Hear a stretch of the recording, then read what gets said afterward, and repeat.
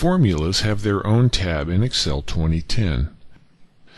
But one of the first things you should know about doing math is that it doesn't matter which tab you're using.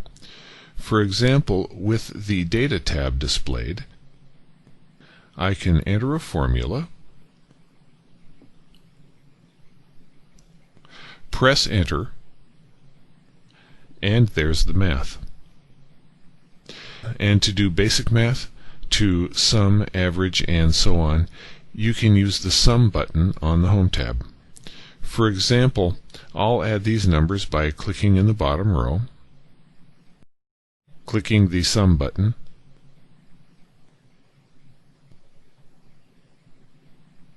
and then pressing Enter. Now, for something more advanced, say that you want to figure out a mortgage payment, and you remember that the function for that starts with PM.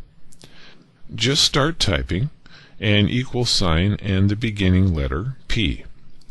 Formula Autocomplete displays a list of likely functions, and a tooltip tells you what each function is for. Double-click, and you can start adding arguments to the function. If you need help with a function, just click the name to see a help topic. So I'll complete this formula for you, and there you have it.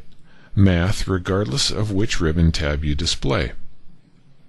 So you're probably wondering when you do use the Formulas tab, and the answer is you use it when you need to find a function.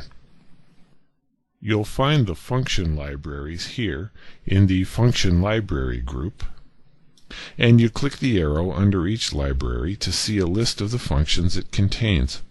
And again, you can hover your mouse over a function, and a tooltip will tell you what the function is for.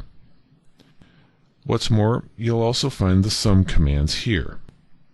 In addition, this is where you'll find other tools for working with formulas, such as precedent tracing, and options for calculating formulas automatically or manually.